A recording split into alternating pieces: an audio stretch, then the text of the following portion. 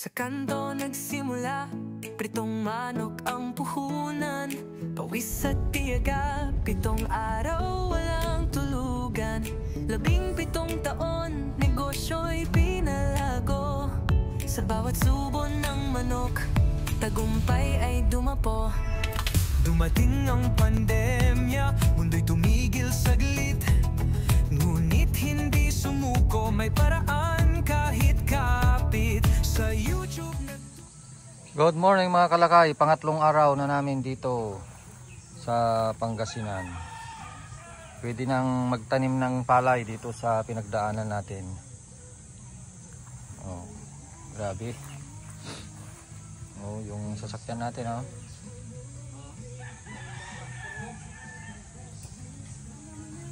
Kabali ma, iti ko to para man diyan nagdala tayo ka nakita diyan sa jay. Why, may Yan. Na-chop na po yan, nalinisan na, naugasan na. Ayan, ito ilalagay na lang natin itong marinated mix. Ngayon, ito ay 3 kilo.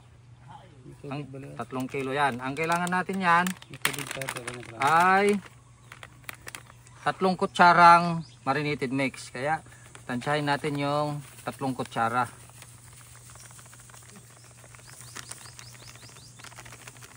Ayan. Mga 3 kutsara na yan. Kung napapansin ninyo, mayroon siyang tubig-tubig. Yan. Mas maganda kung may tubig-tubig para madali siyang i-halo-halo. Yan. Halo-halo natin. Yan. Malinis yung kamay ko. Naghugas ako mga kalakay.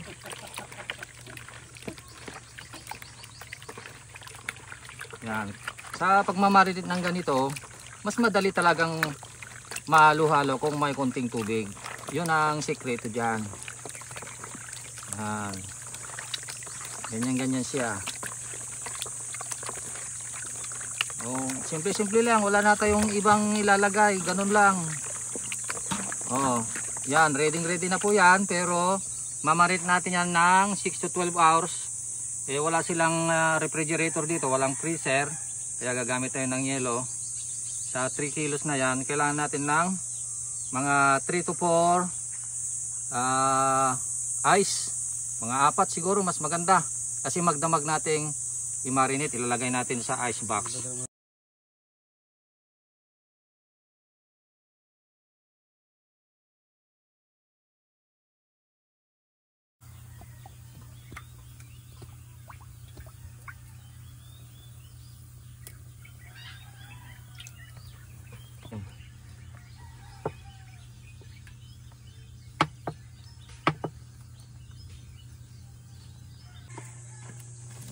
Ito na yung harina natin. Ordinary. Ibig sabihin po ng ordinary, third class. Yan, 1 kilo. Meron. Ilagay na natin yung paminta. Yung bitchin. Isang buong ganito, mga 1 to 2 teaspoon din. Magic syrup meron. Pagili tayo ng magic syrup. Wala silang ginisa mix dito. Magic syrup ang gamitin natin. 1 to 2 teaspoon. Pwede na yun. Yung addition. Bali garlic po ito eh.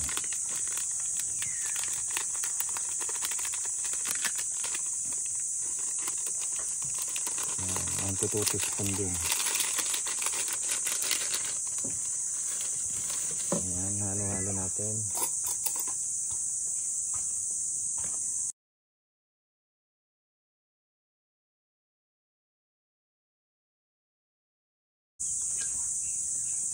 Ito na yung chicken natin. Marinate na po yan ng magdamag.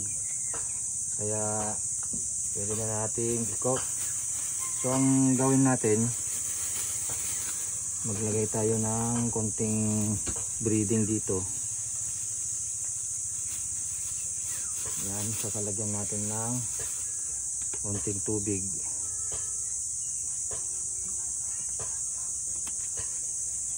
Ayan.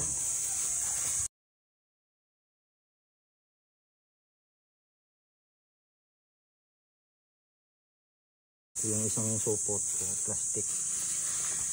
Gagamitin natin yan sa dry. Yan yung wet, lagay natin sa dry.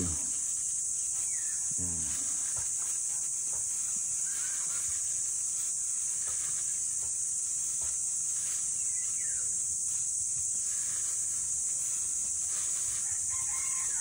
Dali 10 piraso ito eh.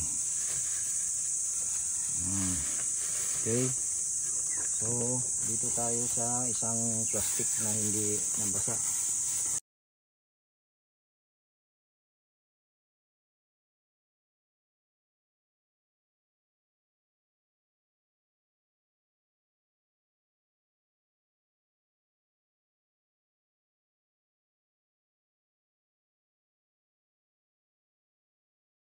Yan, ready na to.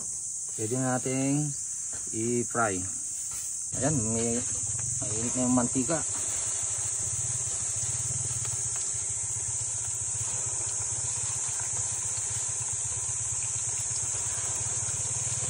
Para nga pala sa mga hindi nakakaalam, ganito kami nagsimula nung kami nagninegosyo. Kahoy lang ang panluto namin. Kahoy lang, pero ang tawag dun sa pinaglulutuan namin, pugon. Bali, telyasi ang sinasalang namin doon. Malaki yun. Nakakaluto ng 30-40 piraso. Yan, 10 piraso lang yan. Asko natin. Medyo masyadong mainit yung mantika, kaya galawin na natin kasi pag hindi mo ginalaw ay masusunog doon sa baba.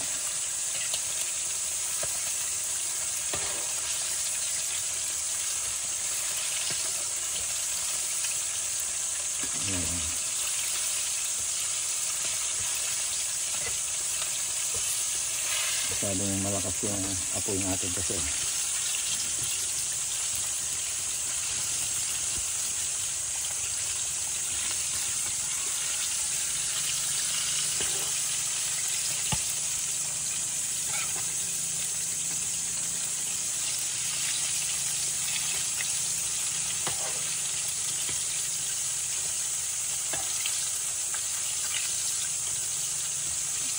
yun. Ganun nagiging problema kung minsan sa pagprito ng manok, kung masyadong malakas yung apoy, lalo na pag ganitong kahoy ang ginamit, pag hindi na control, masusunog.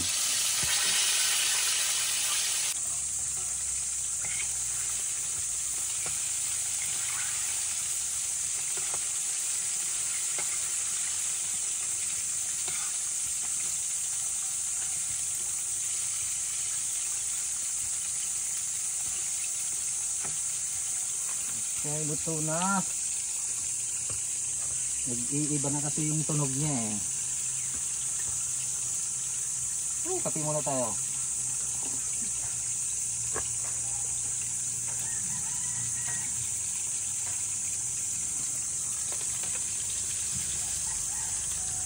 Luto na, luto na.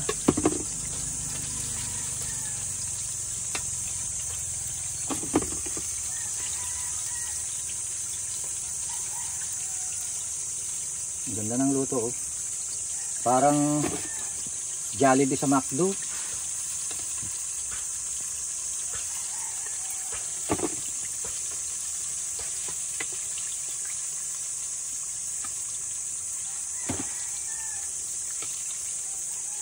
Maputi yung manok kasi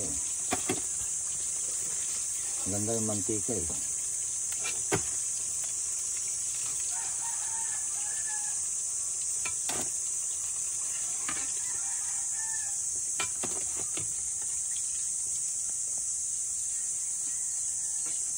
Alright, magsasalang ulit tayo, kaya palakasin natin yung apoy. May namoy bango. Ang bango. Ang bango, sabi ng cameraman natin. Alright.